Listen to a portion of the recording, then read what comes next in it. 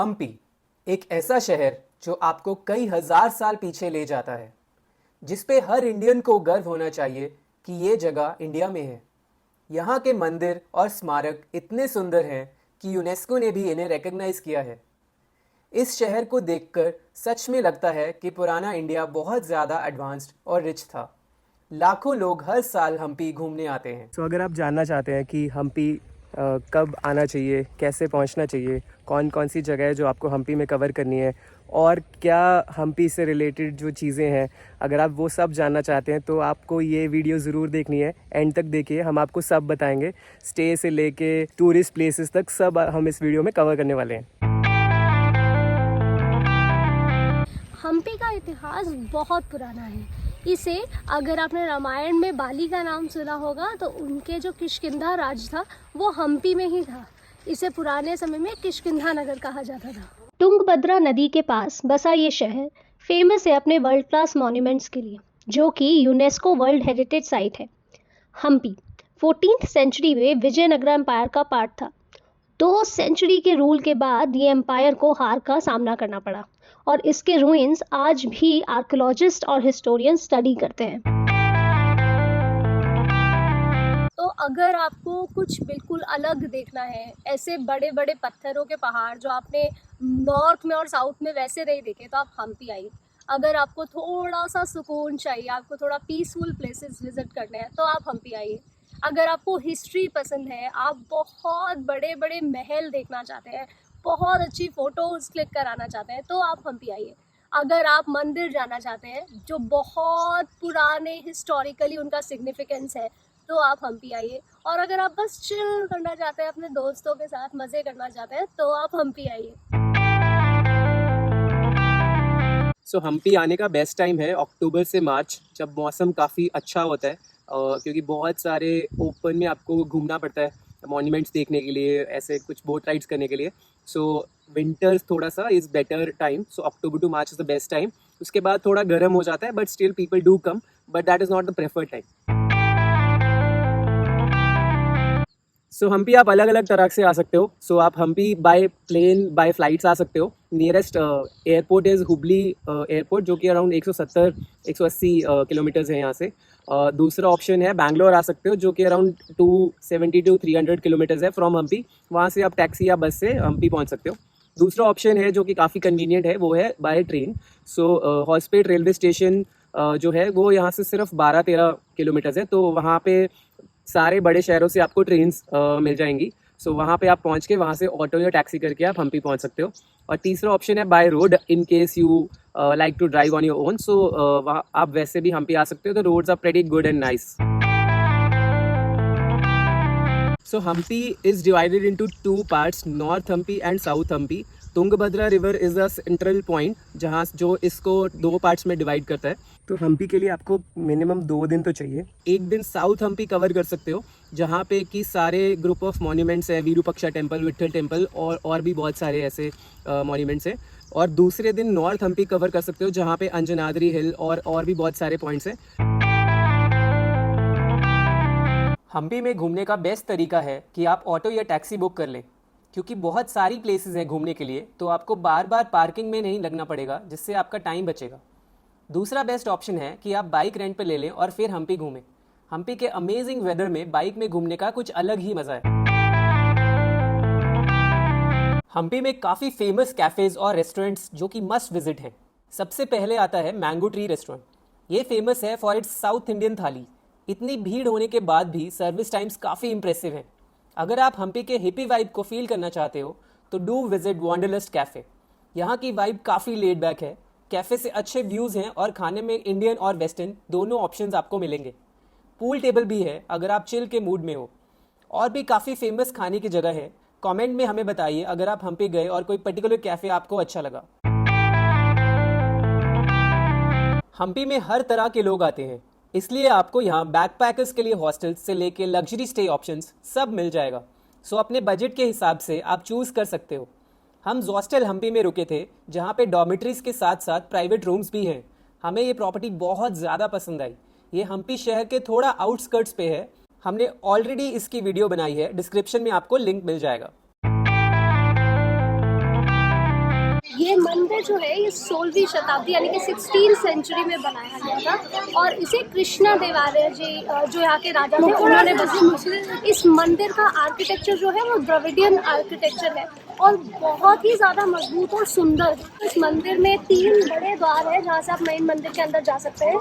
ये विट्ठल जो लॉर्ड विष्णु के अवतार हैं उनके लिए ये मंदिर बनाया गया और इसमें कई सारे और छोटे छोटे मंदिर और बहुत सारे छोटे छोटे हॉल भी हैं। इस मंदिर के पिलर्स को ध्यान से देखिएगा, इसमें बहुत सारे रामायण के ऐसे किस्से वो पिक्चर्स के चित्र के थ्रू उन्होंने दिखाए हुए हैं, वो बहुत सुंदर है और मंदिर का आर्किटेक्चर जो है वो बहुत अमेजिंग है।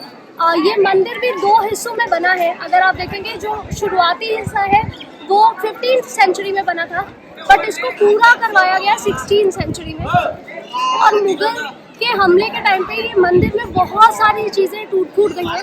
ये जो विट्ठल मंदिर था, जो मेन विट्ठल जी की मूर्ति है वो महाराष्ट्र में आप पंढरपूर में है, वो यहाँ से हटा दी गई है। तो जब आप यहाँ आएंगे तो आपको एक अलग वाइब फील होगी कि कैसे हिस्ट्री जो है वो समय के साथ चेंज होती है बट उसे रिस्टोर करने की भी कोशिश की गई है। अगर आप विट्ठल मंदिर पे आते हो तो आप गाइड ज़रूर करिए, बिकॉज बहुत सारी चीज़ें हैं जो आपको सुनने में उनसे मज़ा आएगा, क्योंकि काफ़ी सारे दीवारों पे बहुत कुछ बना हुआ है, स्क्रिप्चर्स हैं, फोटोज़ हैं, सो आपको उनके थ्रू ही वो समझ आएगा कि क्या है, क्यों है। कृष्ण टेम्पल जो राजा कृष्ण देवराय ने बनवाया था जब उन्होंने उड़ीसा के किंगडम को हराया था और वहाँ पर कब्जा किया था। यहाँ पर जो कृष्ण के आइडियल थे वो बाल कृष्ण थे और अभी वो चेन्नई में म्यूजियम में है। तो इस मंदिर का आर्किटेक्चर आपको बाकी मंदिरों का आर्किटेक्चर से अलग दिखेगा, बहुत ही सुंदर है और बहुत ही महीन काम किया हुआ है। इस जो नक्काशी की गई है दीवारों पर वो बहुत सुंदर है और इसके सामने ही कृष्ण बाजार भी है जो आपको एकदम शॉपिंग कॉम्प्लेक्स की तरह ऐसे याद दिलाता है आपको। बहुत ही सुंदर जगह है। गणेशा टेम्पल में सबसे ज़्यादा सुंदर चीज़ है गणेश जी की बहुत बड़ी मूर्ति है। वो बहुत बड़ी है, इतनी बड़ी कि आपको एक नज़र में वो दिखती भी नहीं है और वो अंदर है, आप उसकी परिक्रमा ले सकते हैं, आप उसे छू सकते हैं और वो बहुत सुंदर है। और जहाँ तक हमें देख के लगा वो एक चट्टान से ही कार्व करके बनाई गई है। मतंगा हिल हम्पी का हाईएस्ट पॉइंट है। इसकी चोटी से आपको हम्पी का पूरा पेनोरामिक व्यू मिलता है। विरूपक्षा मंदिर भी इसकी चोटी से बहुत सुंदर लगता है। आपको 25 से 30 मिनट लगेंगे ऊपर तक पहुंचने में। ये एक होली लैंड है रामायणा के टाइम से। हजारा टेम्पल बहुत सुंदर है, इसकी दीवारों पर इतनी सुंदर नक्काशी की हुई है और यहाँ पर आपको बहुत सारे रामायण और भगवद गीता के बहुत सारे आपको चित्र देखने को मिलेंगे जो उन्होंने नक्काशी करके रखे हैं और विष्णु के उनके पिलर्स पर विष्णु के सारे अवतार उन्होंने बनाया। It's a very very beautiful temple. Gagan Mahal Anegundi में है और ये महल जो है 16th सेंचुरी में बनाया था विजयनगर एम्पायर के टाइम पे। 2022 तक ये महल काफ़ी रूइंड हालत में था। उसके बाद एक ऑर्गेनाइजेशन है डेक्कन हेरिटेज फाउंडेशन, उन्होंने इसका काम का जिम्मा लिया है और इसको थोड़ा एस्टैब्लिश कर रहे हैं, प्रॉपर्ली बना रहे हैं। सो अभी काफ़ी अच्छी कंडीशन में है फिर भी।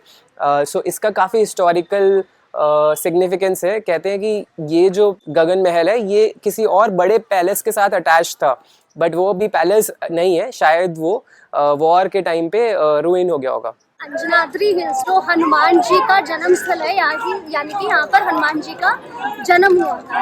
ये जगह बहुत सुंदर है और इसकी बहुत ज़्यादा मान्यता है। आप जब यहाँ ऊपर आएंगे तो आपको मंदिर में हनुमान जी दिखेंगे, राम और सीता जी भी दिखेंगे और साथ ही साथ अंजनी माता भी दिखेंगे। आप जब ऊपर आएंगे तो यहाँ का जो नज़ारा है आपको लगेगा पूरा हम्पी आप बर्ड व्यू से देख रहे हैं। बहुत सुंदर है और आप इमेजिन कर पाते हैं कि जब किष्किंधा राज होगा, साम्राज्य होगा, तो ये कितना ज़्यादा मतलब सुंदर होगा और कितना ज़्यादा बड़ा होगा। So it's a must visit place. Underground Shiva temple हमें one of the best places लगी है हम्पी में। काफ़ी ऑथेंटिक और ओरिजिनल प्लेस है, बहुत पुरानी, आई थिंक 14th सेंचुरी में बनी हुई है। सो इसकी खास बात ये है कि ये अपने करंट ग्राउंड लेवल से बहुत नीचे है। सो बहुत सारे ऐसे लेयर्स हैं, आपको काफ़ी अंदर तक जाना होता है और बहुत सारा पानी आपको वहाँ पे मिलेगा। सो पानी के बीच में से आपको जाना होगा और अंदर जो शिवलिंग है वो भी ऐसे पूरा पानी में डूबी हुई है। बहुत ध्यान से जाना पड़ेगा, बट बहुत ही अच्छी जगह है। If you are in Hampi you can not miss this place. It's a must visit place in Hampi. Pampa Sarovar Bharat में जो 5 सेक्रेड सरोवर हैं उनमें से एक है और आप जब यहाँ आएंगे तो ये वो जगह है जहाँ पर शबरी ने राम के आने का इंतजार किया था। तो आपको इस सरोवर के सामने ही लक्ष्मी मंदिर और शबरी गुफा भी दिखेगी। इस बार जो राजा ने बनवाया था अपने रानियों के स्नान के लिए, तो यहाँ पर रॉयल फैमिली के मेंबर्स आकर पानी में एंजॉय करते थे, नहाते थे और ये कहते हैं कि यहाँ पर उनका बहुत अच्छा टाइम स्पेंड होता था। ये रेक्टेंगुलर शेप का बना हुआ है और ये 15 मीटर स्क्वायर का पूरा एक स्ट्रक्चर है और ये 1.8 मीटर गहरा है। लोटस महल। सो ये जो महल है ये राजा यूज़ करता था अपने काउंसिल के साथ मीटिंग करने के लिए, और ये काफ़ी एक उसको रिलैक्स करने के लिए जगह भी यूज़ करी जाती थी। And this is one of the very few structures जिसका बहुत कोई मेजर डैमेज नहीं हुआ है during the invasions and the Wars and the fights. Chintamani जो मठ है वो काफ़ी सारे मंदिरों का एक कॉम्प्लेक्स है। इसका इतिहास बहुत पुराना है। यहाँ माना जाता है कि ये बाली और सुग्रीव की जगह थी। यहाँ पर ऐसी जगहें हैं जहाँ पर राम सबसे पहली बार सुग्रीव से मिले। आपको यहाँ पर राम भगवान के चरण देखने को भी मिलेंगे और ये बहुत बहुत सुंदर है। इस जगह का नाम चिंतामणि मठ इसलिए पड़ा क्योंकि कहते हैं कि रामायण के समय में जब राम, सुग्रीव, जाम्बवत और बाकी सभी लोग बैठकर जो मीटिंग्स करते थे वो यहाँ करते थे। एलिफेंट स्टेबल जो विजयनगर एम्पायर के रॉयल एलिफेंट्स थे उनको प्रोटेक्ट करने के लिए उनके लिए बनाया गया था। तो काफ़ी वास्ट एकदम अच्छा स्ट्रक्चर बनाया हुआ है, एकदम मज़ेदार, बहुत सुंदर आर्किटेक्चर है। विरूपक्षा टेम्पल लॉर्ड शिवा को डेडिकेटेड 7th सेंचुरी में बिल्ट टेम्पल है, बहुत पुराना मंदिर है। एंड बहुत सारे इतने सारे मंदिर हैं हम्पी में, उनमें से one of the best preserved temple है जो एकदम ठीक ठाक आपको दिखता है and it looks very beautiful. मंदिर में फ्री में आ सकते हो, कोई टिकट नहीं है उसकी, बट ये हमने टिकट ली है जो 25 रुपए की एक इंसान की है, जो आप गर्भगृह में जा सकते हो और जो भगवान है अंदर उन्हें बहुत पास से देख सकते हो। महानवमी डिब्बा विजयनगर साम्राज्य के रॉयल एनक्लोजर का एक बहुत खास हिस्सा है।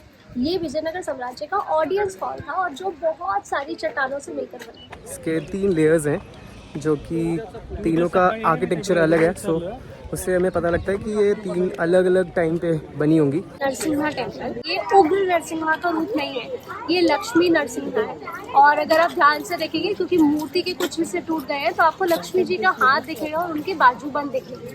नरसिम्हा टेम्पल के साथ में ही आपको बड़वी लिंग दिखेगा। बड़वी लिंग एक बहुत बड़ा शिवलिंग है। इतना बड़ा शिवलिंग मैंने और मनीष ने कभी भी नहीं देखा। उसका जो शिवलिंग का ऊपर का हिस्सा है वो ही 3 मीटर है और जो नीचे वाला हिस्सा है वो भी बहुत बड़ा है और वो पानी में डूबा हुआ है। आपको उसका कुछ हिस्सा दिखाई देगा। और सबसे खूबसूरत चीज़ मंदिर की ये है कि शिवलिंग के एकदम ऊपर के जो पत्थर है वो टूटे हुए हैं, तो वहाँ से जो रोशनी आ रही है उससे शिवलिंग बहुत खूबसूरत लगता है। शिवलिंग का नीचे का हिस्सा जिस पानी में डूबा हुआ है वो तुंगभद्रा नदी से आता है। Coracle ride in Hampi is a very unique and a must do experience. आप कोरेकल राइड अलग अलग जगह एक्सपीरियंस कर सकते हो, जैसे कि Sanapur lake, Tungabhadra river. Best time to do this is either sunrise और सनसेट।